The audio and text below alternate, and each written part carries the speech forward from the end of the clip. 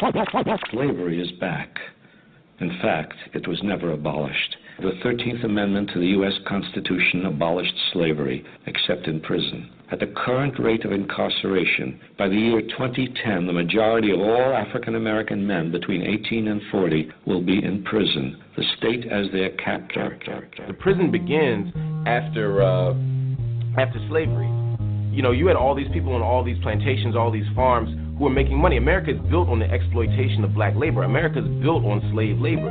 So slavery ends, and suddenly the slave codes turn into black codes, right? Because the 13th Amendment abolishes slavery, right? But it only abolishes slavery except under the condition of prison. In other words, if you commit a crime, if you're incarcerated, according to the 13th Amendment, slavery is still allowed. So you're technically a slave if you're in prison. Absolutely. You can legally be told what to do, your labor can be forced, etc. So so think about it like this. You need slaves to keep the economy going. You don't have slaves anymore unless people commit a crime. So what do? You make everything a crime. So suddenly the slave codes became the black codes.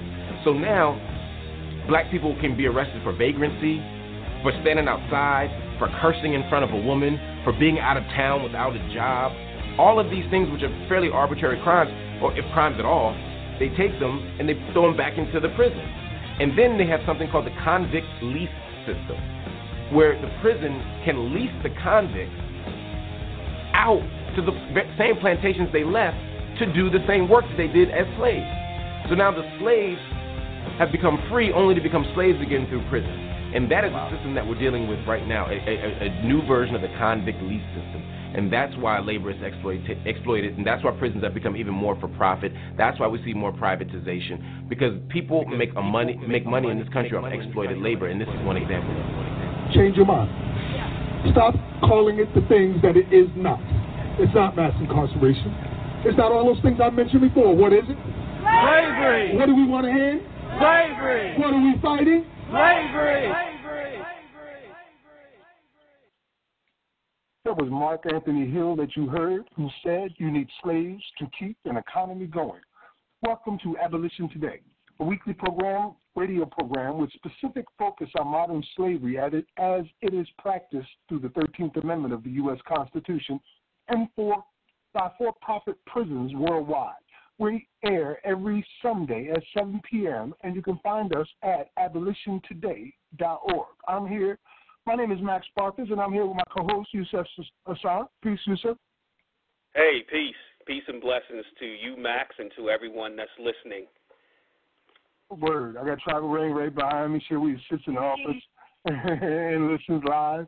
You know, I mean, she got the best seat in the house for one of the most, I think, one of the most informative shows you can tune into tonight. We're really going into detail on the circumstances that we deal with on a regular basis with modern-day slavery and human trafficking. It's some of it's just so blatant, like what we're going to be looking at tonight, which is part of a 2-week investigation. We've actually investigated for far more than 2 weeks, but we'll be airing the results of these investigations over the next 2 weeks. Tonight, we're going over Alabama's prison system, the motives and the intentions behind what they're doing. And then next week, we're going to do the same thing with Mississippi. And if you think Alabama's bad, where can we get to Mississippi? Yusuf? For those that may be tuning in for the first time, you know, we focus mainly on the 13th Amendment to the Constitution of the United States, which cites neither slavery nor involuntary servitude except as punishment for a crime, whereof the party shall have been duly convicted shall exist within the United States or any place subject to their jurisdiction. And you'll hear us often refer to the exception clause, because after it says neither slavery nor involuntary servitude, it says except. And for those that, you know, don't really understand that word except, it's used as a conjunction, meaning it's used before a statement that forms an exception to the one that was just made. So slavery is abolished except, and, you know, here in the United States, we don't really read the 13th Amendment. We always say, oh, the 13th Amendment, you know, freed the slaves, but we never actually read it, and therefore we don't understand how slavery has never been abolished, and it still exists within the United States. And in fact, it's thriving greater now than it did during chattel slavery. Yeah, numerically speaking, it is on a larger scale with more people involved, which means more suffering involved, and everything, just about everything that you can think of post-transatlantic slave trade that was going on in the United States is still going on in the United States, but it's done under cover of these prisons and jails now. So we're dealing with a crisis at the moment, as everybody is well aware. We do focus specifically on modern-day slavery, and we're able to chew bubblegum and walk even during a crisis. So, you know, we can monitor the system that we're dealing with, at the same time focus on the issue of slavery, because when this virus is gone, there's still going to be people who need to be freed and who have been unjustly incarcerated by the millions. But speaking of being freed, this act of God is doing that on a very large scale. A lot of prisoners are being freed across the country due to concerns that the jails and prisons themselves will be nothing more than an incubator for COVID-19. And they're expecting massive amounts of casualties to occur, from particularly the sick and elderly within the prisons. As a matter of fact, the Attorney General, Barr, just recently announced that he wants the federal prisons to start releasing prisoners of 60 years of age and older who are eligible to be able to be released in a home confinement program where they basically send you to your house to confine yourself.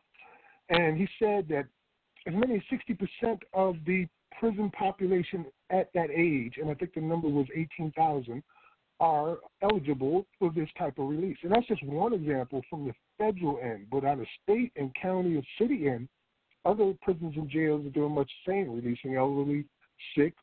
They're stopping making arrests. They're stopping the tickets and fines. The Justice Department is almost coming to a standstill. Yes, sir?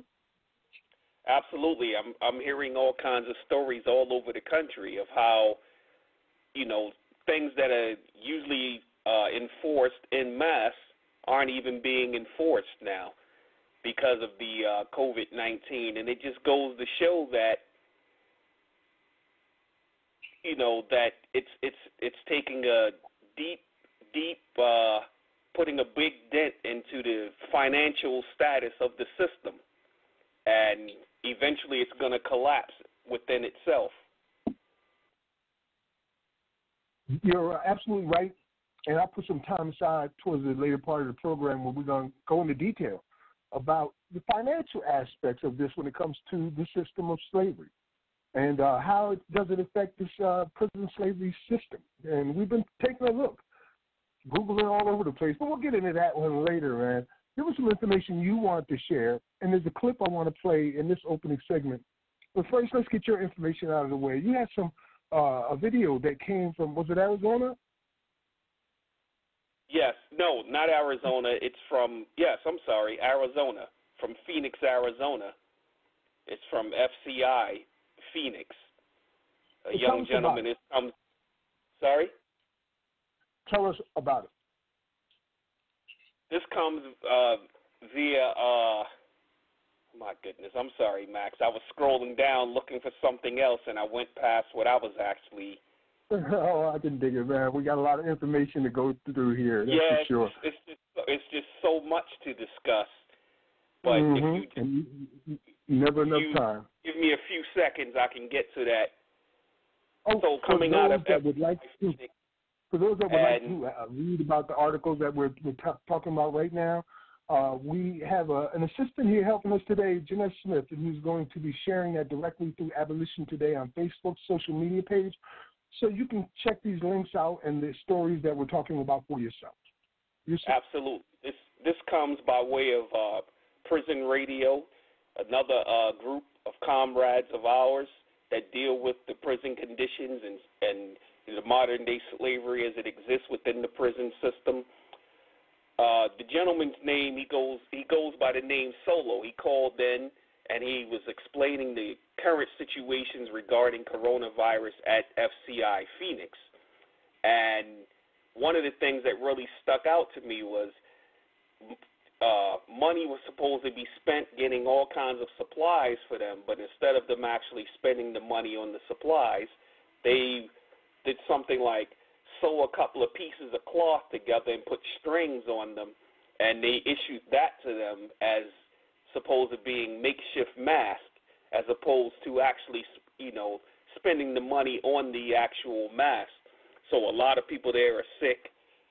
He himself is in his 60s, where he already had a compromised immune system, so he's very worried about that. But as Max said, that post itself is up on our Abolition Today page, and you'll see I just added the video maybe an hour ago, so it's towards the top of the page. Max? Did I lose Max? I was on mute, brother. I'm sorry. All across the country. Listen, it's going to happen to me too. yeah, man. We've got to get a better system working on it. I'm not using my headphones today because that echo was annoying, and I still haven't moved into my office at the Paul Cuffey Abolitionist Center. Going to happen in the very near future. Maybe things will be a little different in there, where I'll have all my equipment and be able to work from there. But for now, I'm using the phone. So it gets staticky or too much noise, just let a brother know. We're working with what we got until we can get what we need. Right. As I said, all across the country, we're hearing how individual jails, counties, states, prisons are dealing with this. There's no unified method of how to deal with a pandemic in prisons and jail. So this is all new territory, basically, for them. And they're doing what they've been saying for many years that they could not do, that they weren't able to do. And that was simply let people go who was a threat to no one and had no business being in the prisons or the jails to begin with. They were only there because you're using the whole system as an economic development program.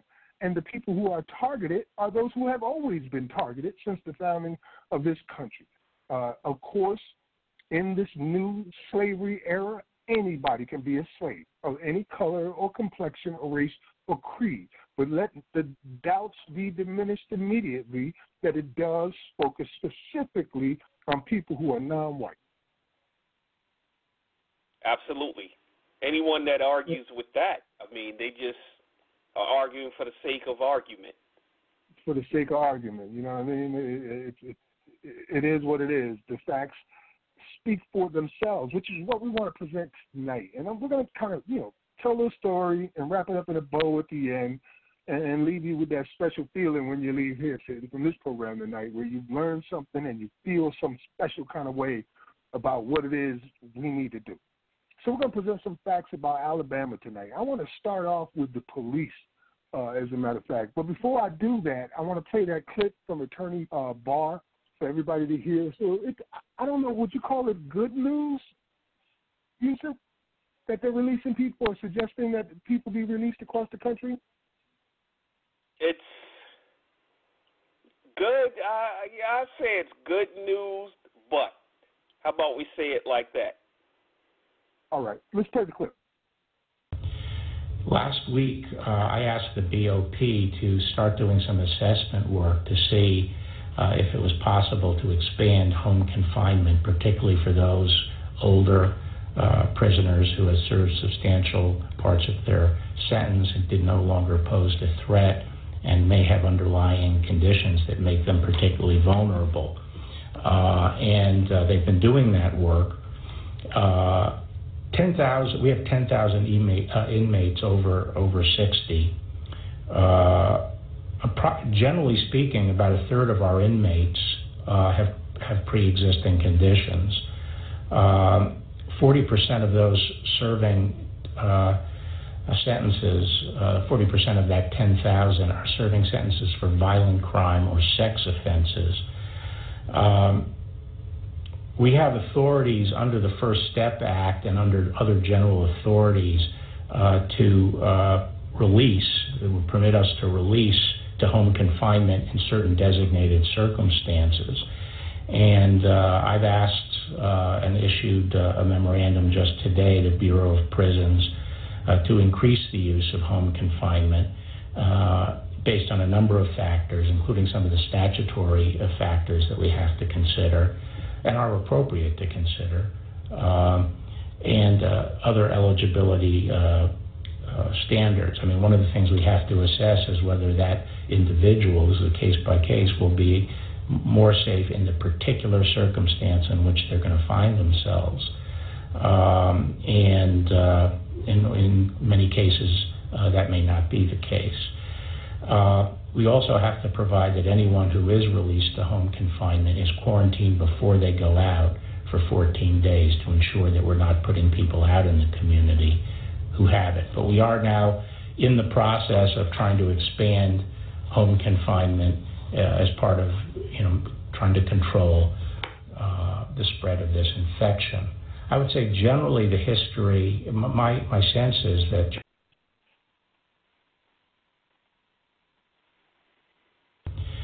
last week I asked the BOP to start. There you have it, Attorney General Barr telling states that they want to start sending people home, elderly, 60 years and up, and he said that as many as there's 10,000 of those, 2% of them are eligible, and then he pointed out that 40% are not eligible because they're in for violent crimes or sex offenses. I would leave that as questionable because one of the things that I found out about Alabama, and it's not just Alabama, but there was a time when Alabama was the only state that they considered every property crime as a violent crime. And they also had, or still do have, the 3-strike laws. So in Alabama, any theft was a violent crime, and you were incarcerated under violent crime laws. So violent crime, they would have to be case by case so we could see who and why. Yusuf? Absolutely. When we look at, and this is something that we're going to get into over the course of many shows, just dealing with the Constitution of Alabama, of how it's set up, where, I found that it's 40 times longer than the United States Constitution, and it really governs each county and municipality itself, as opposed to where you have some states where you'll have county executives and you'll have other officials that make laws, but in essence, the Alabama Constitution runs the entire state. So it gives a lot less control, and therefore it gives more power to the governor and to the state legislature. Yeah, it's I think it's one of the longest constitutions in the world. Thousands of words. I would put it. Within those thousands and thousands and buckets of words are an exception to slavery, just like 24 other states have. And that's where it says slavery is abolished in the state of Alabama except for prisoners duly convicted. Right. It's the fine print, man. Last, what are the words? Some use except, some use unless, and there the are like 3 words. is in one of them. Yeah. There are 3 words that they use. It's except, otherwise, and unless. So out of the 25 state and federal constitutions that have an exception to slavery, they only use those 3 words, 3 synonyms meaning the same thing, that this group of people are the exception to the rule and can be and will be subject to enslavement. And it just goes on and on and on. And, the roots of the slavery system that we have today goes all the way back to police and slave catchers, which where they came from, fugitive slave laws. And there was a time in South Carolina when all adults were required to be armed and be slave catchers. You could be charged if you let one get away. And one of the things that I want to look at tonight is going to start with a clip from this gentleman by the name of John Grossman. John Grossman is a retired lieutenant colonel. He's been in all kinds of wars and blah, blah, blah, blah, blah, blah. But as of the past couple of decades, he's been traveling the country, writing books and explaining to policemen how to deal with what he calls killology. Isn't that what it's called? He said killology. Killology for him, is the idea, it's basically the casual killing clause of the 1700s, where he was murdering people. And he teaches them how to deal with this life-altering moment and what he feels is the way police should deal with it. And he is so well respected that he required reading in police academies across the country, in FBI academies across the country, and he was a consultant for the President of the United States. If you remember, not too long ago, the President started saying that the reason we have so much violence in America as pertains to some of these young, white, racist males who are going out murdering people en masse is due to video games. Well, the idea came from John Grossman. That's one of his narratives. So let's listen to just a clip from the film Do Not Resist, which is one of the 3 films we suggest that you see in order to understand modern slavery better. That's Slavery by Another Name, PBS, 13th, and Do Not Resist. So this is from Do Not Resist, and it's John Grossman. Last week, Hold on, bear with me there. The policeman is the man of the city. Heard of the mountain man, the frontiersman? Nobody talks about frontiersmen anymore. We still talk about policemen. You are to your city, your county, your state, but the frontiersman was to the frontier. You fight violence. What do you fight it with? Superior violence. Righteous violence, yeah? Violence is your tool. Violence is your enemy. Violence is a realm we operate in. You are men and women of violence. You must master it, or it will destroy you, yeah? Well, I've been on the road for 18 years. People know me. They trust me. I get a depth of information. I ask questions other people won't ask.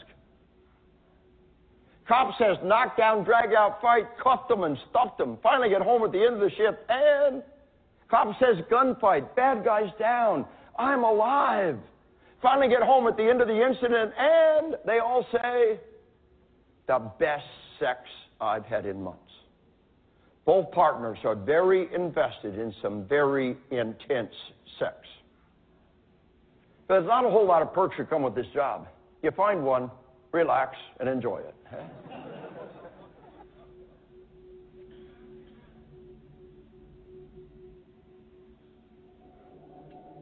John Grossman. Thank you. That is a clip for taking Do Not Resist. And it is available on YouTube. You can find it there. I think you have to pay to get it there, but it's worth the price. And he was talking directly to a class of policemen, police academy there, about how they should feel. That's sex ever after you've murdered, killed, death. All of these things happening. It's such a thrill. He's explaining to them how they're frontiersmen. At no point does he point to them that, you know, you're civil servants. You work for the people, and you swore an oath to protect their rights within the Constitution. But these guys don't even know what's in the Constitution. They're just out here apparently trying to get an erection that they couldn't get otherwise by murdering somebody. Yusuf? I'm sorry for laughing, Max, but, you know, it's so absurd just hearing that. You know, and then this is what's being drilled into the heads of these officers. And as you notice, a lot of police departments are recruiting directly from the military, and being, you know, ex-military myself, you know, I remember the mindset that we were drilled into, and all of the mantras and the little anuktaris that we had to recite all day, and before we get in bed, once we get out of bed, before we do this, before we eat, before we do anything. And we were really robots. And these people, many of these military personnel are coming from combat situations now that, you know, we've been in Afghanistan and Iraq and other places that people have no idea that they're there. You know, like some of the places that I've been, people didn't know we were there. But they come, and now it's rather than them being ingrained back into society, they come out and they're getting this type of training in the academy, to where, okay, now you're this killing machine. And actually he has another book that's called On Killing. And he broke it down where he's dealing with on dealing with combat, and he says that the world is made up into 3 groups: sheep, wolves, and sheepdogs. And they're the sheepdogs that are going to protect the sheep from the wolves. and that they're blessed with the gift of aggression. So their thing is to always be aggressive, always be aggressive, always be aggressive. And then you teach this to many people who already have this problem of adaptation, because like I said, I'm ex-military, and many people that come out of the military, you come home and you're not really right. It takes you a lot of years to really become right again, whatever that means. But just feeding that mentality, and then we can see why many officers are so aggressive and that there's no de-escalation, because they're not trained to de-escalate. That's not the purpose. Yes, I'm here with you, brother, just listening. Okay. And in agreement with you. It's amazing. And some of this, the film, further into the film, right after that, as a matter of fact, they have this SWAT team that goes out, and the reporters following them and asking them questions, and they're all excited like kids about to go to their first baseball game and participate in the sport. And then they roll up onto a house that looks like it isn't worth more than the car that was parked in front of it. A really bad house filled with women and children and young men. And they raid this house. They break the windows unnecessarily because the doors are wide open. They break through the doors, which it was just a scream, man. They bust the doors down, and they search every inch of this house of a black family and find absolutely nothing. They even looked through the children's backpacks and everything like that. And then once that was done and they had nobody and nothing to arrest them for, looking for marijuana, they got back into the big-ass militarized SWAT machine and rolled off into the sunset without so much as a "we're sorry, our bad." That's the type of training that they're receiving, and the thrills that they're hoping to see is to have somebody jump up and be bad or act like you don't know and see what happens, because they haven't killed anybody yet. Everybody wants to get blooded so they can go home and screw their wives for the best sex ever. Who doesn't want to have the best sex ever? It's the teachings that the police are learning. And when we're talking about 1 million police men and women across the country, what we have found through social media study by independent organizations that at least 20% of them are openly professing racial and violent ideology on social media. So you're talking about 200,000 of them at least that are racist and violent. That's a freaking army that's being trained to go out and terrorize people. Yusuf? Right, absolutely. You know, so when we hear people talk about, oh, it's only a few of them, oh, yeah, there's one bad apple, we know how the saying goes. One bad apple destroys the entire bunch. And so when we really look at the numbers behind, well, what do we consider, you know, there's only a few? I know you were big on the numbers. You have the numbers. What is it, about 900,000 to 1 million law enforcement officers in the United States? 1 million law enforcement officers throughout the United States. And so if we say, what, 1 out of every 10? 1 out of every 1 out of 10? 1 out of every 5 was openly writing racist and violent rhetoric or sharing such through their personal social media pages. 1 out of 5. So if we're doing 1 out of 5, that's 50,000 right there. Easily. Easily. I don't know about and other people. The ones that are openly admitting it. Right. Those are the ones that are publicly exposing their thoughts. 50,000 like walking around with a license to kill. So they can go home and have the best sex ever.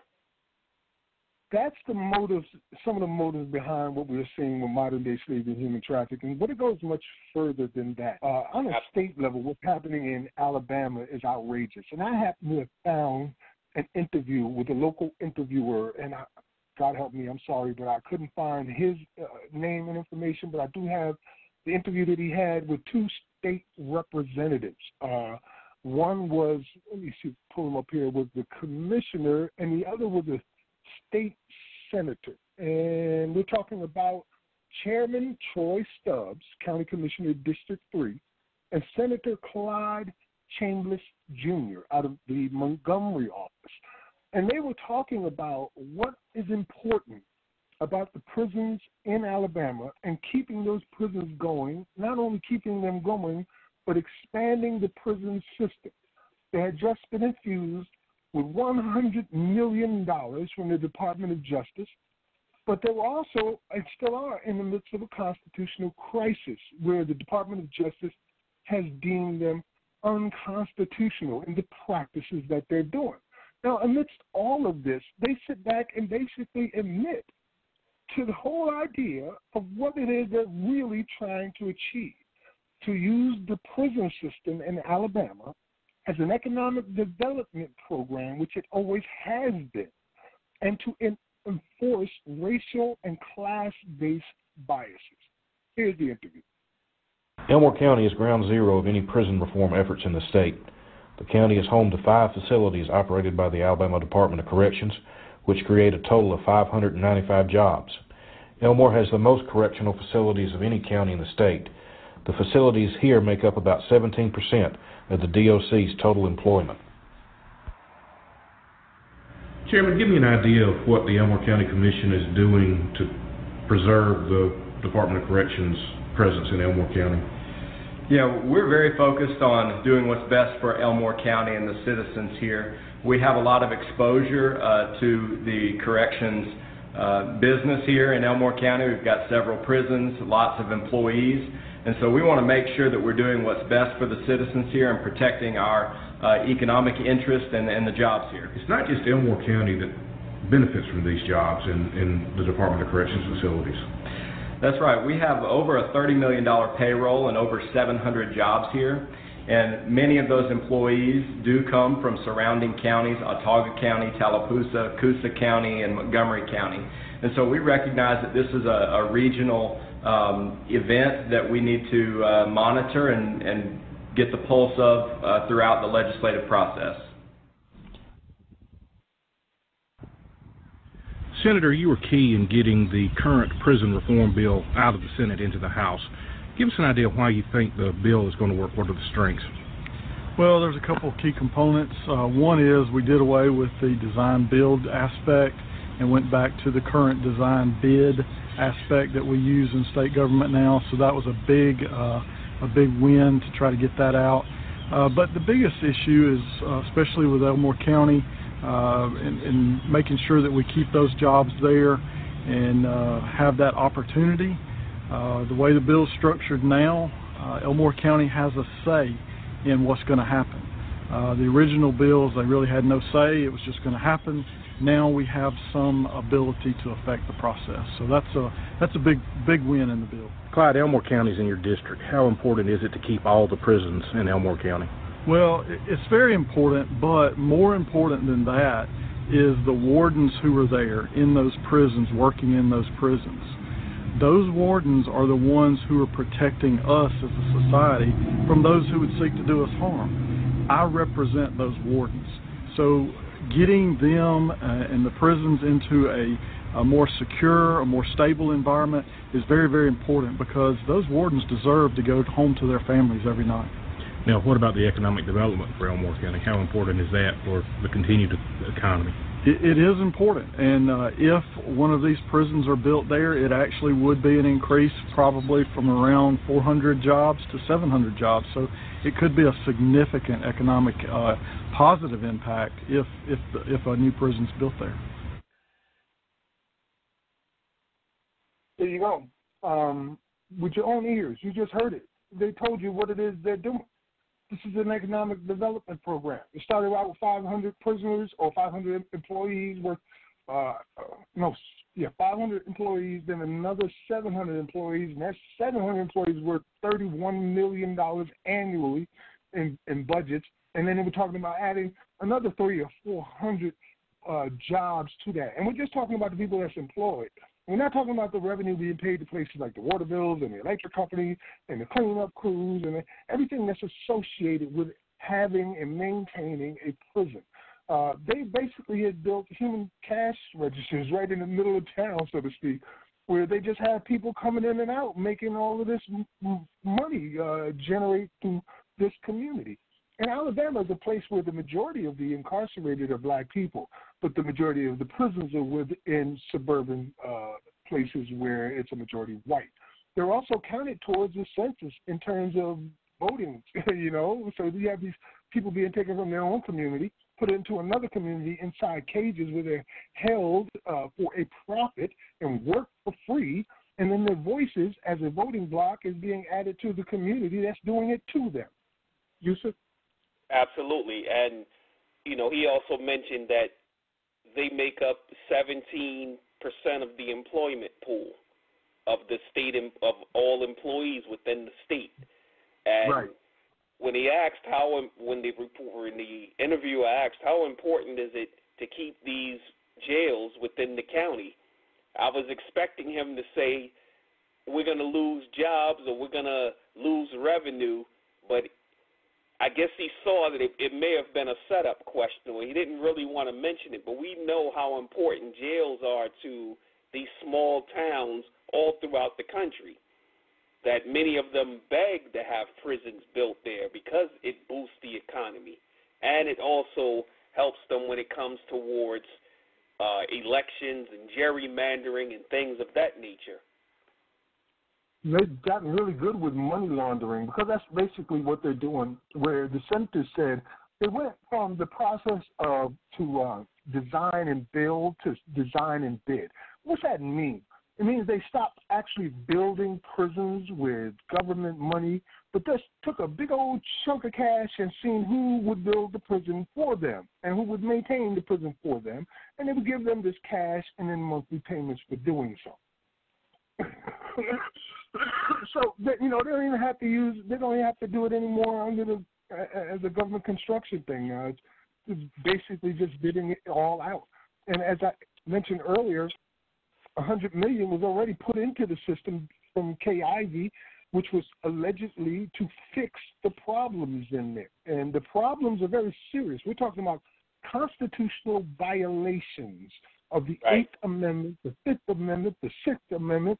I mean, the men and women in these Alabama prisons are in inhumane conditions. They're being brutalized. They're being murdered. The women at Tutwiler's prisons have, for the last 3 decades, been subject to rape and abuse by guards who have admitted to the wrongdoing and are still employed by the damn prison. The Department of Justice has investigated the Alabama prisons statewide and determined that, yes, they are performing constitutional violations like the 8th Amendment. And that's cruel and unusual punishment. And they're not doing it because there's so many criminals. They're doing it because it's a money maker. Yusuf, I'm about to blow gasket, brother. You better step in. And that's exactly what it is.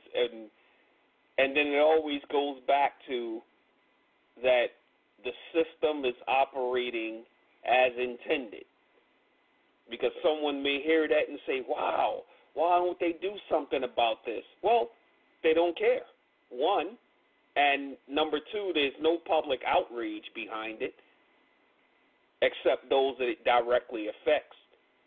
You know, no one has a problem with it until it directly affects them. But everyone else, it's just, oh, if you can't do the time, don't do the crime, or all of the other things without factoring in everything that leads to these conditions, the why behind everything. That's always the thing that's going to get ignored as to why these numbers exist and why these conditions exist and why nothing is being done about it. There's some counties, like the one he was just talking about, where prison conditions are so bad that occupancy is at 200%. You got bodies stacked on top of bodies on top of bodies, 200% occupancy. They were ordered at one point by the Supreme Court to have to reduce that. And again, the first thing they said was we need $800 million in order to build more new prisons, which I believe has already been passed. Another $800 million to go into their slavery system. Right. There was never any conversation about, well, let's look into some alternatives to incarceration or no, they don't some let anybody go. measures. Never that type of talk. It's always, well, give us more money, more jails, more bars, more guards. Wasn't that the line from Shawshank Redemption? That's right. That's right. As a matter of fact, that one representative, Shameless, said that's who he represents, the wardens. And mind you, he's from Alabama, so he's talking about the warden from Shawshank Redemption. You know, that's my man. I represent him. You know, right? That's all they want. These slavers we want are to doing. lock more people up because if they're building more jails, then they need to arrest more people. You know, because throughout that's the history, their thinking. That's their thinking. Throughout the civil rights history, that's one of the things that's always been foremost in the effort of the civil rights movement is to get the same rights that everybody else has. But apparently that is still not the case in America. And you can have your rights violated all day, every day. As long as you're in a prison or a jail, it doesn't matter. You're no longer a human, according to the way we're doing things in the United States today. My word for it. Let me play the next clip, which is the news report on this investigation from the Department of Justice. You're hearing it here today, right now, on Abolition Today. Officials in Alabama have until next week to improve safety throughout the state's troubled prison system. The Justice Department demanded an overhaul after an investigation found conditions unconstitutional, violating the Eighth Amendment protections against cruel and unusual punishment. Jeff Pegues takes us inside.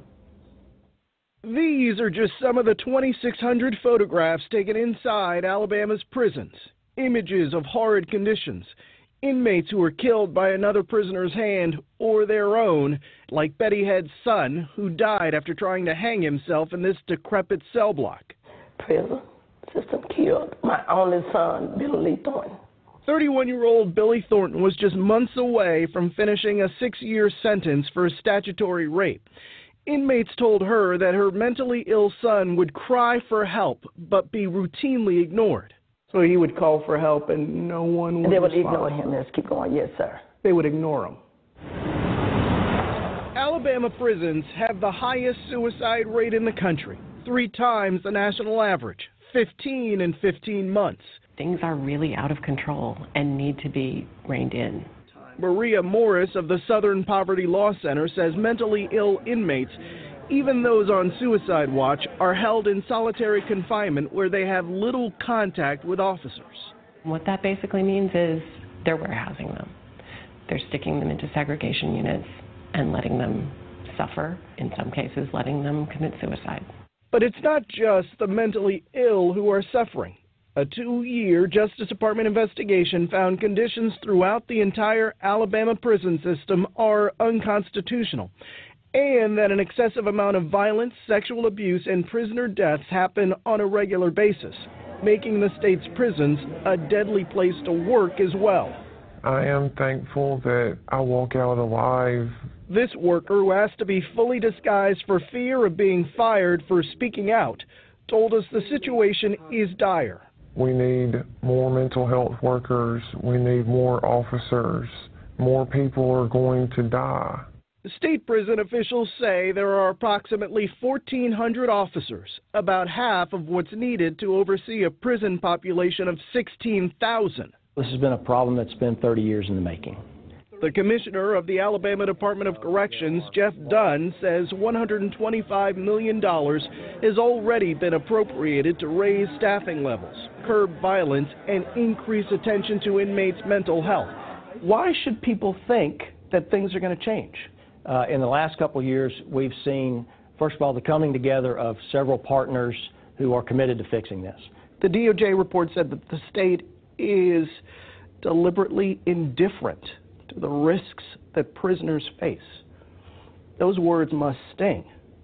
They do, and we've embraced that challenge. The Southern Poverty Law Center has sued the Alabama Department of Corrections. A federal judge is forcing the prison system to make changes. And like the courts, the DOJ has issued an ultimatum of its own: change or be forced to comply. Too late to save Billy Thornton. Why did y'all kill Junior? Why did you all kill Junior? Jeff Pegues, CBS News, Birmingham. There it is. That's what's going on in these Alabama prisons, and no matter how bad you may think it is, So it's 10 times worse. This is just what the cameras were allowed to see. We have friends who support us from the inside, organizers as part of this program, who have informed us of some of the horrors and tragedies that are occurring behind these prison walls. And when they talk about the mentally ill, let's just throw that in perspective for a minute if we can. In places of high poverty, usually occupied by black families, we have found throughout the past 30 or 40 years that they've been subject to lead poisoning. Lead poisoning like what happened in Flint and what happens in Montgomery, Alabama, which is one of the highest poverty rates in the industrialized world. Now, imagine, if you will, the results of that. Lead poison causes a person to have cognitive difficulties, mental disabilities, and to be prone to violent acts. And these people start doing that within generations of being freaking poisoned. And then you go and hunt them like wild game and put them in cages because it's all their fault, right? Yes, sir. And then you throw in substandard education, generations of substandard education. Lead poison doesn't even allow you to have an above-average intelligence. You just can't do it. You're not capable. Your cognitive abilities have been reduced not only for your generation, but your son and your grandsons and granddaughters beyond you are going to have the same problem. Absolutely. And so much of the state living in extreme poverty, and many people just have given up.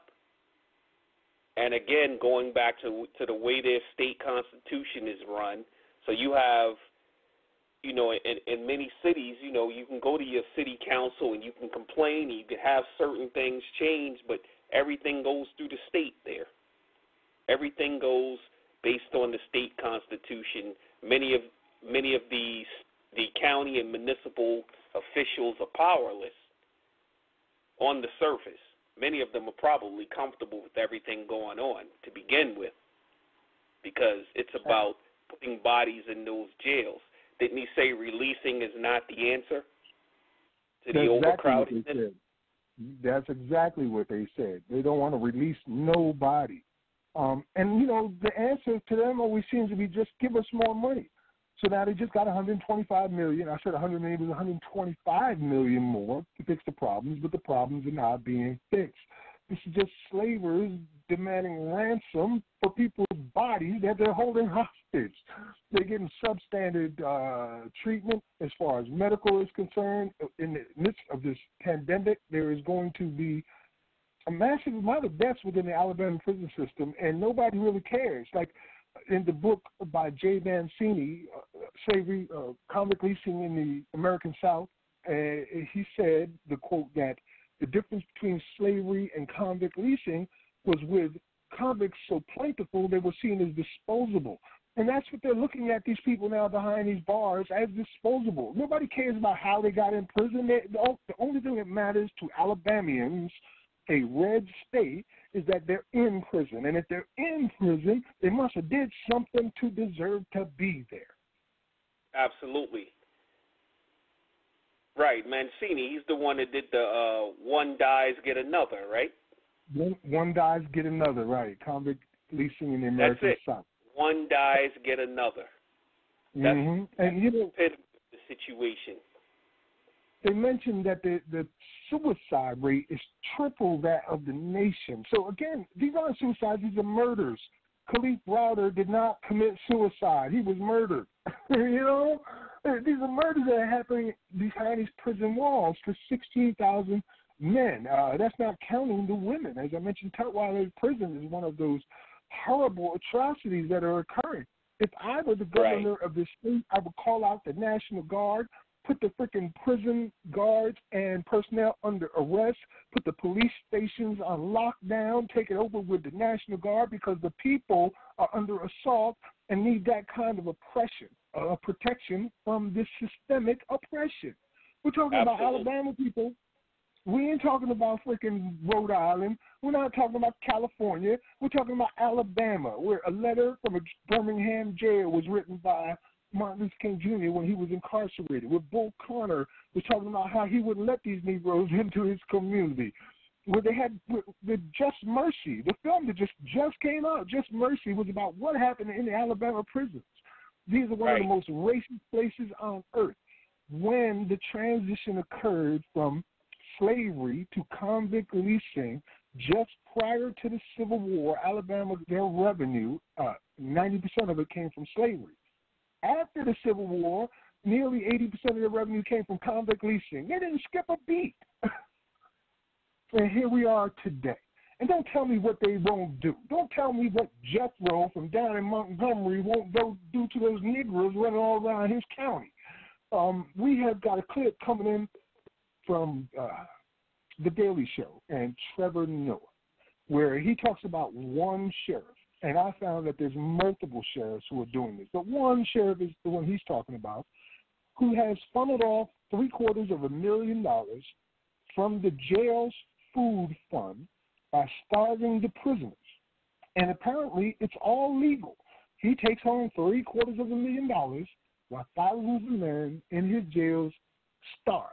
And I'm going to go ahead out of that clip so we can catch up. We're a little bit behind. So here it is. You always hear about how thankless it is to be a public servant in America. But down in Alabama, there's one sheriff there who has found his job very enriching. An Alabama sheriff accused of keeping money meant to feed inmates for himself. A published report hints that Etowah County Sheriff Todd Entricken took so much of that money, he bought an expensive beach house. Okay, that is wild. Apparently, this sheriff took $750,000 that was supposed to feed inmates in a prison and used it to buy a beach house.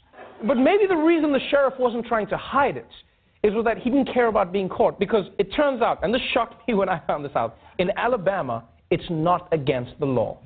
Because a Depression-era state law makes Alabama sheriffs personally responsible for feeding inmates, the performance bonus Entricken gave himself is legal. Over the last 3 years, the sheriff's food program has run under budget, letting him pocket the leftovers. I haven't done anything wrong. If it's wrong, somebody needs to change the law. Anybody that gets out here and works every day, and at the end of the day, if you make a profit, it's yours. Okay, that's like, first of all, I cannot believe that that's a law. Any money you don't use to do your government job, you get to keep for yourself. I feel like that just gives public officials an incentive to do their jobs badly. And by the way, this wouldn't be as bad if the sheriff was taking the money, but only after feeding the inmates. But just look at what this guy is passing off as food. Etowah County Sheriff Todd Entricken's proud of his jail food. These meal trays served to inmates every day. But I'm sorry, man. Just look at the food that he serves the prisoners. Look at that. Look at just like white everything. The only thing that white normally in Alabama is a Klan rally. What is that? And like once you've learned that the sheriff makes money off of prisoners, it makes you hear all of his other law enforcement decisions in a new light. This is a major story. Heroin, fentanyl. You know, we've got to do something. Treating folks isn't the way to stop this program. We've got to put people back in jail. We've got to put folks in jail and make them accountable, hold them accountable for what they're doing. Yeah, it makes sense. Of course he wants more people in prison, because that means more food budget for him to take home. Hey, he's probably walking around his town like jaywalking, 30 years in prison. Some kid walks up to him, he's like, Billy stole my lollipop. He's like, well, Billy's going to jail. And you're also going for snitching. I'm sorry, this guy's unbelievable. He's probably the only person who watched Shawshank Redemption and was inspired by the warden. That's who he seems like. There it is. Yusuf? Exactly. You know, and this is just one sheriff. I mean, Alabama has 67 counties and I believe 65 county jails, because 4 counties share 2 jails down there, so 65 county jails.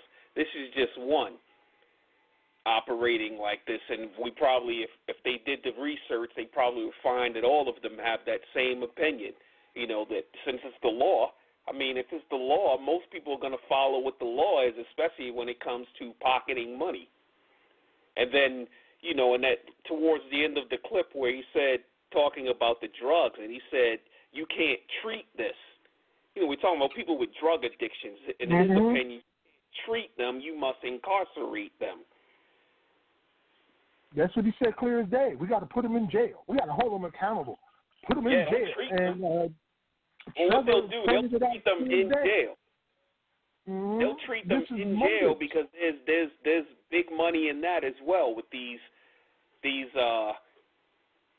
staff that they bring in, and they contract people to come in and make them go through these 12-step programs and everything. It gives another reason to hit them at the board so they can't make their parole because they didn't complete an alcohol and substance abuse therapy program. So it's always going to be tied into money. They don't care about the treatment, really. Man, there has never been a day in this country's history where it was safe to be black and be in Alabama. I mean, the people there of color are completely under siege. They're in the highest poverty rates in the freaking nation, child poverty rates, and they're subject to poison, what they call the environmental racism with the lead poisoning and all these different things that they're subject to, which literally changes them for generations and stunts their growth as human beings for generations to come. And in the midst of all of it, you've got these picture-perfect looking racist, white supremacist Alabama cops who are starving people so they can buy beach house mansions for $750,000, and then getting in for the press releases explaining why everybody needs to go into jails. We need more people in the jails so you can make more of that food money. And we found several cases just with a quick search where other sheriffs are actually doing this. It's like they're operating above the law in Alabama and can get away with anything. Things have not changed much during the past 50, 60 years in Alabama. Sometimes I just have to take a deep breath because it really gets under my skin, and sometimes it just leaves me speechless. Well, if that's the case, brother, let's go ahead and take it to a music break, because every revolution, every movement needs a music to roll with that you can listen to and enjoy. And considering the circumstances, let's go with today's music break, which is Above the Law by the OJs.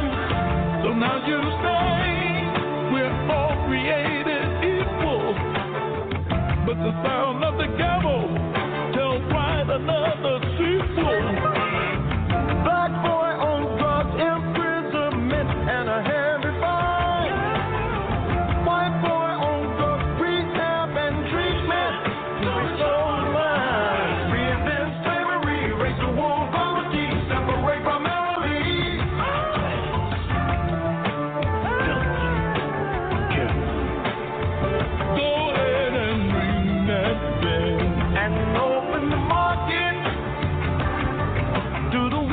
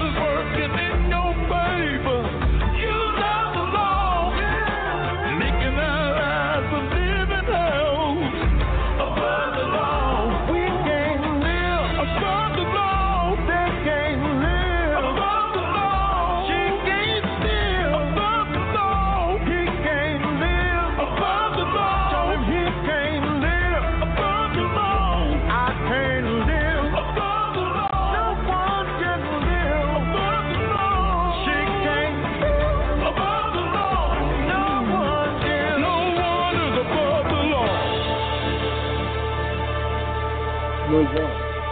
Above the law. That's what the OJs said. But you didn't think we had the OGs who were abolitionists too? Recreate slavery, create a war on poverty. That's what they said, man. Go on, ring the bell. OJs. Man, everybody knows what's going on. Everybody knows what's going on. They're busted. It's wide open. We've got some hardcore Negropeans who are fighting to keep their positions of power in the slaveocracy that we have, but they're not going to last long because look what's happening to them right now. All the money that they're losing left and right, which is one of the things that we put aside just to discuss. But before that, after the song and what we just went over, let's go ahead and open up the lines for phone calls. If you want to join the conversation, call us at 515-605-9814. That's 515-605-9814. If you're already on the line, just press number 1 to say that you want to make a comment or a question. In the meantime, we're going to keep the conversation going until you're ready to join in. Yusuf, we were talking about how much money this prison system is losing during this act of God. And it was inspiring to consider. Like, you know, we have done some damage collectively to the prison system over the past 10 years or so. It started really with divestment programs in Columbia University with the students out there who helped to get Columbia University to divest $30 million. And that was just, you know, a mere 30 mil was nothing, but it created a landslide, and that snowball kept flowing to the point where we are at today, where prior to this plague, all of the major banks stopped doing business with private prisons. I mean, they completely stopped. We're talking about SunTrust, Bank of America. All of them decided they're no longer going to be managing prison stock or doing banking with private prisons. And now all you got to do is look around and you'll see how much money is going out the window. They're not writing tickets, no fines. Police themselves are infected, and those who aren't infected don't want to get infected, so they're not trying to stop nobody on the road who might give them the cooties, you know? And all across the country, even the federal government is saying you got to let these people go or there's going to be mass die-offs and the people are going to rise up and burn everything down like they did before. So, you know, the money is just draining. We did some calculating, and over the years, I've heard as much as $500 million a year, or $500 billion a year, as the total value for the prison industry when you include the money spent by friends and families on behalf of those who are incarcerated and the industries that surround the prison system. So you're talking about $500 billion a year. This, what they're being hit with right now, could literally be taking away more than half of that. That's a huge dent. That's a huge dent. And we have to look at the other side of it that feeds a lot of people into the system when we start talking about not ticketing for opposite sides of the street parking and all the little municipal violations that people get fines for and end up in the jails because they can't afford to pay the fines. So they not only are they getting hit from one side, they're getting hit from the other side, both sides. Those that are divesting from the prisons, and then also the side where it's feeding the money into the prisons. The money meaning the bodies. Right. And it's hitting the satellite systems that wouldn't exist without the prison industry, like the bail bonds industry. So there was already a movement to end cash bail, which was frustrating bail bond industry all across the country. And here we are now where they're not even having court proceedings. Like, we're not incarcerating anybody right now. We're not going to do it. So there's nobody who needs bail. So bail bondmen are getting hit, you know. Everywhere you look, industries that are associated with the prisons are being hit. In some ways, they're also being exploited, like they're doing in New York with the hand sanitizer. What was it, 100,000 gallons a day they can make in the prisons at 10 cents an hour? I'm glad you mentioned New York because it was something that was in the back of my mind and I just couldn't think of. And then when I remember in New York, they've also begun releasing parole and probation violators who were just there on technicalities, meaning they missed the curfew or, you know, the other little small things. You know, they haven't found a job or they missed an appointment somewhere or, you know, they had a dirty urine. You know, things of this nature that they call technical violations where the person hasn't committed a crime. That's what they mean by a technical violation. It's not like they went out and they committed a new crime. It's just something where it was a stipulation of their parole and they violated them on that. So I don't have the article in front of me. I just do recall it. But I think the number was they're looking to release around 10,000 of people, 10,000 just on that. So we're talking in New York City, that's HDM, House of Detention for Men, is where parole violators are generally held on Rikers Island. So we're talking almost that entire jail when we say 10,000. They are bleeding, hemorrhaging resources right now, the prison industry, and I hope they never recover from it. This is the second time that I've seen the for-profit prison industry in such terrible conditions. The last time was when the Obama administration announced that they were considering no longer renewing the contracts they had with private prisons. And that sent their stocks crashing and forced Wall Street to stop trading automatically, or they would have went out of business that day. It was August 18th, 2015, I think. It might have been 16. But I think it was two. In any case, this is the second time it's happened. So then nobody's talking about it in the news. I couldn't find any information on how much money is being lost by the prison industry right now. People aren't thinking about that, but we are because we're abolitionists, and we know that we're fighting a system of white supremacy primarily. And the only thing that it seems to understand is losing money and losing blood. And at this point, when we started back in the day, you got hit with 30 million. Just recently, you got hit with 250 billion. We're going to hit harder the next time, and you're going to stay down. That's how I'm feeling about it. You see?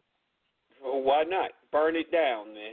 Burn it down. In fact, that's the call for many of, you know, the brothers and sisters in the penal system on Twitter. You hear them burn the prisons. I think that's even one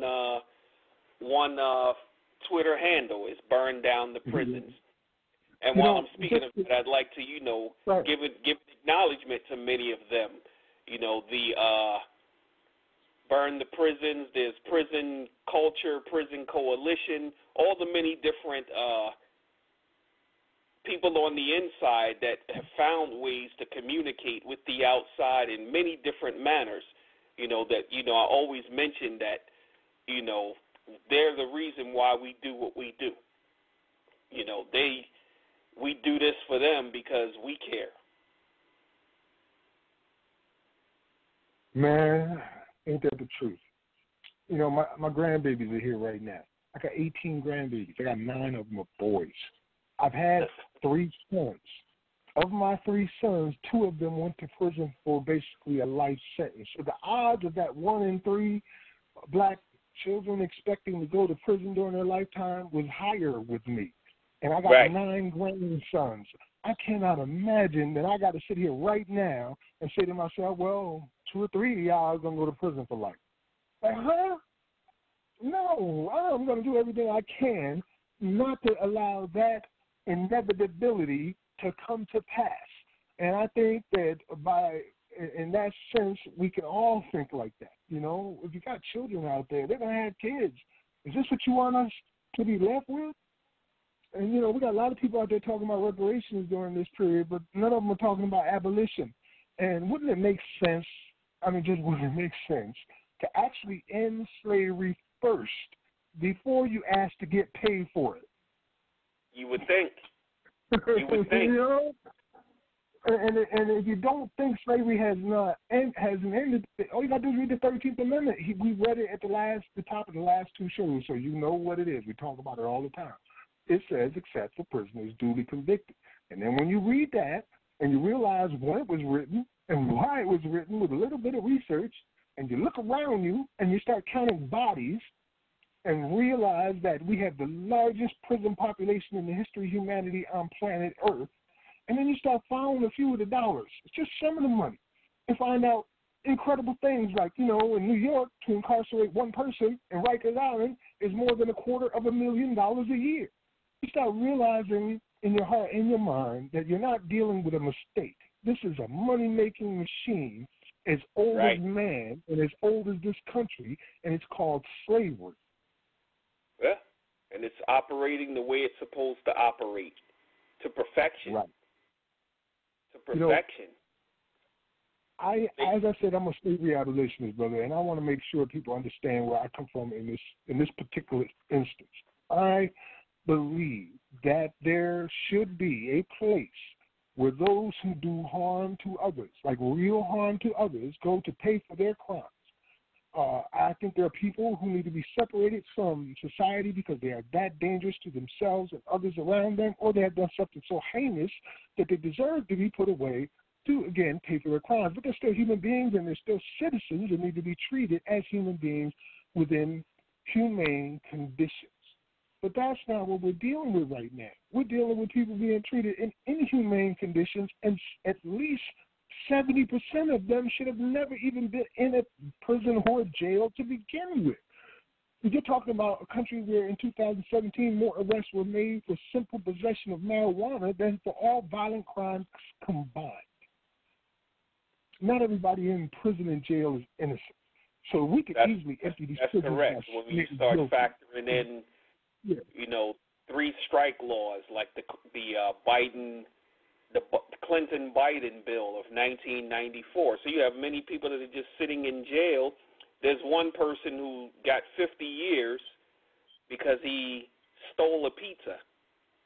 Not robbed someone of a pizza, but he went into a pizzeria, and some pizzerias have their pizzas out on the counter, and the clerk turned around and did something behind him, and the guy snatched the pizza and left the store. When they caught him, he ended up getting 50 years because of a 3-strike law. If you remember, and yet you have the whole who actually go do a physical robbery and maybe only get 6 years. And I'm not saying either one is correct, and I'm not advocating either. But what we're saying is that the bills like the Clinton-Biden bill, and I forgot the name of the bill that came under Reagan offhand, I can't recall it, but they're perpetuating these things, that this is what feeds it into the 13th Amendment, straight into slavery, and here we are. Yes, indeed, straight into slavery, and here we are. That Clinton crime bill, Biden is responsible for so much loss of freedom in life in his lifetime. I call him an architect of genocide because he is. He's proud of the fact that he wrote the omnibus crime bill, which was adopted by the Clintons and put out during the whole, what was called super predator campaign that was going on. But if you remember, the 3-strike laws began with the murder of Polly Klaas. Polly Klaas was murdered by an inmate who had been released. He had apparently been incarcerated before a couple of times. Then he was released and he killed this, I think she was a 12-year-old girl, white girl by the name of Polly Klaas. So that initiated the whole 3-strike laws thing with tough on crime, as the code words they always use about we got to put these black people in prison. The guy who murdered Polly was a white man, by the way, but that didn't matter. The very first person to be incarcerated is known as Radio Man.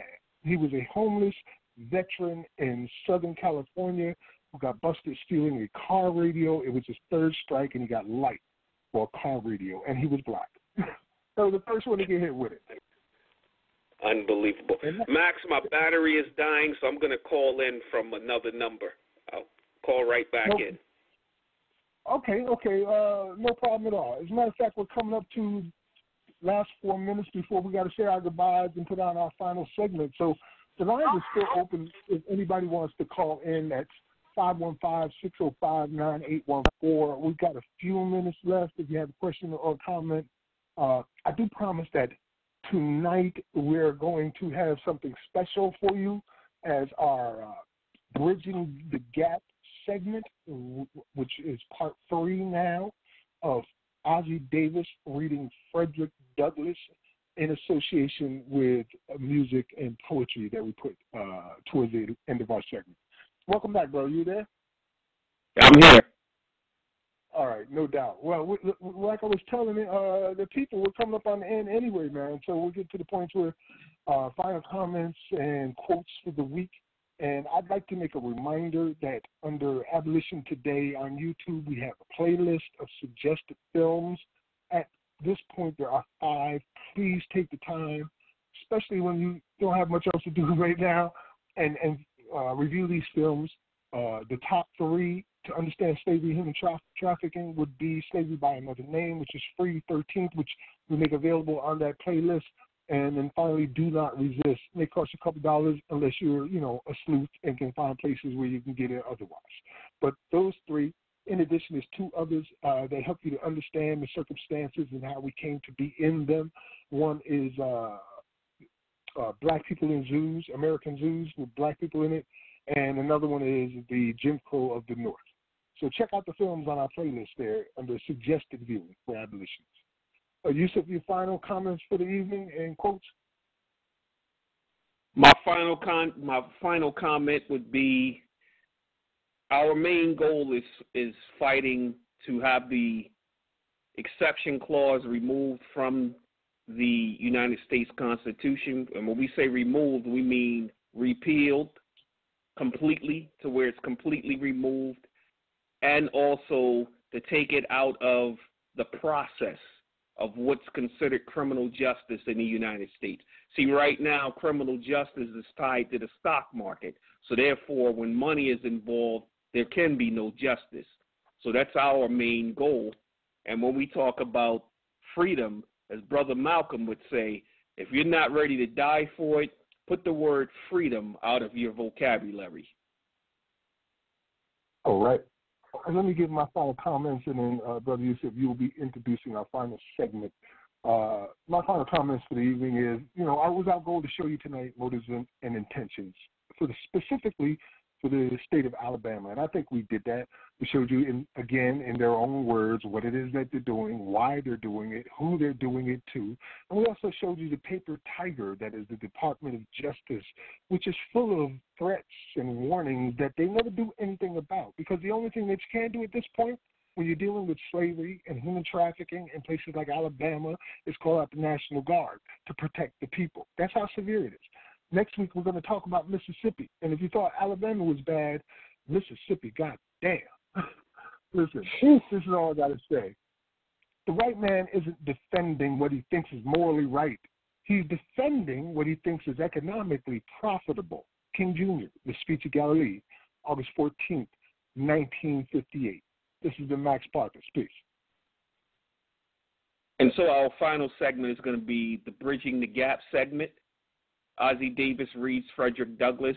This is part 3 of the segments that we've been playing, where he explains the day he stood up and took his last ass whipping. And we're going to follow that by a band called Stay Real. And the song is called Frederick's Song, Freedom. In March 1832, I left Baltimore to live with Thomas Auld, a brother of my master, Hugh Auld. My new master and I had quite a number of differences. He found me unsuitable to his purpose. My city life in Baltimore, he said, had had a very pernicious effect upon me. It had almost ruined me, he claimed, for use as a slave. During the first 9 months I lived with him, he gave me a number of severe whippings to break my spirit, all to no good purpose. Finally, he resolved to put me out, as he said, to be broken. And for this purpose, he hired me for 1 year to a man named Edward Covey, who enjoyed the reputation of being a first-rate hand at breaking young Negroes. Some slaveholders thought it an advantage to allow Mr. Covey to have their slaves for 1 year or 2, almost free of charge, for the sake of the excellent training they had under his management. I left Master Thomas's house and went to live with Mr. Covey on the 1st of January, 1833. I was now, for the first time in my life, a field hand. I had been at my new home but 1 week before Mr. Covey gave me a very severe whipping, cutting my back, causing the blood to run, and raising ridges on my flesh as large as my little finger. I lived with Mr. Covey 1 year. During the first 6 months of that year, scarce a week passed without his whipping me. I was seldom free from a sore back. If at any one time of my life more than another, I was made to drink the bitterest dregs of slavery, that time was during the first 6 months of my stay with Mr. Covey. Then, suddenly, my situation changed. How did this happen? One morning, long before daylight, I was called to go and rub, curry, and feed the horses. I obeyed and was glad to obey. But while thus engaged, while in the act of throwing down some blades from the loft, Mr. Covey entered the stable with a long rope. And just as I was half out of the loft, he caught hold of my legs and was about to tie me. As soon as I found what he was up to, a sudden determination to resist seized me. I gave a quick spring, and as I did so, he holding to my legs, I was brought sprawling on the stable floor. Mr. Covey seemed now to think he had me and could do what he pleased. But at this moment, from whence came the spirit, I don't know, I resolved to fight. And suiting my action to the resolution, I seized Covey hard by the throat, and as I did so, I rose. He held on to me, and I to him. We were at it for nearly 2 hours. Covey at length let me go, puffing and blowing at a great rate, saying that if I had not resisted, he would not have whipped me half so much. The truth was that he had not whipped me at all. I considered him as getting entirely the worst end of the bargain, for he had drawn no blood from me, but I had from him. The whole 6 months afterwards that I spent with Mr. Covey, he never laid the weight of his finger upon me in anger. He would occasionally say he didn't want to get hold of me again. No, thought I, you need not, for you will come off worse than you did before. This battle with Mr. Covey was the turning point in my career as a slave. It rekindled the few expiring embers of freedom and revived within me a sense of my own manhood. It recalled the departed self-confidence and inspired me again with the determination to be free. The gratification afforded by the triumph was a full compensation for whatever else might follow, even death itself. He only can understand the deep satisfaction I experienced who has himself repelled by force the bloody arm of slavery. I felt as I never felt before. It was a glorious resurrection from the tomb of slavery to the heaven of freedom. My long-crushed spirit rose. Cowardice departed. Bold defiance took its place. And I now resolved that, however long I might remain a slave in form, the day had passed forever when I could be a slave in fact. I did not hesitate to let it be known of me that the white man who expected to succeed in whipping must also succeed in killing me. From this time, I was never again what might be called fairly whipped, though I remained a slave 4 years afterwards. I had several fights, but was never whipped. It's not the light we need, but fire, fire. Not the gentle shower, but thunder, thunder. We need the storm, we need the trouble, we need the whirlwind, the earth to rumble. Without a struggle, there can be no progress. But where the whip is swinging, ceaseless, ceaseless, we sing for miles into the forest. Our deepest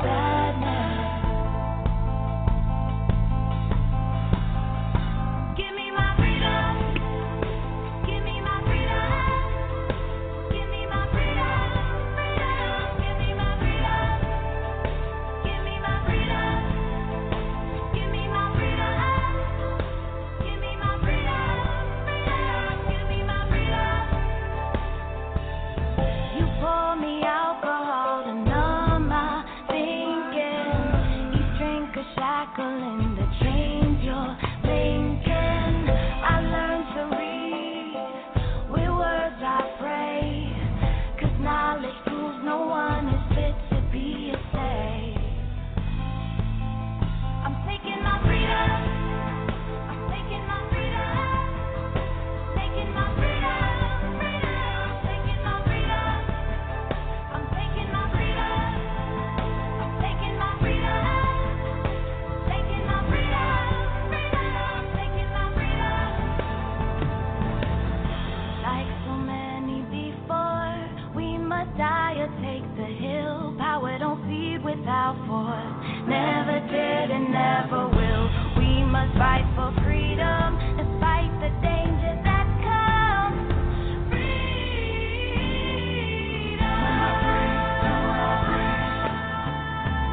I fight for your freedom. I fight for your freedom. Fight for your freedom. Fight for your freedom. I fight for your freedom. I fight for your freedom. Fight for your freedom. Fight for your freedom. I fight for your freedom. I fight for your freedom. Fight for your freedom. Fight for your freedom. Fight for your freedom. Fight for your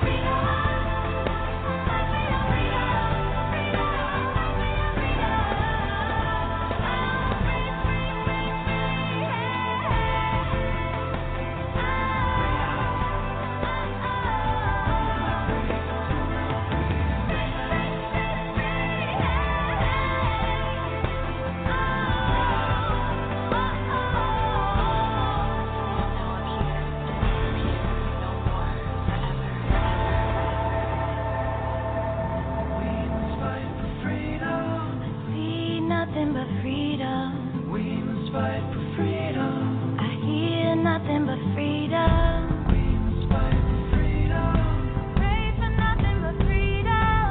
Freedom. Freedom. Abolition today.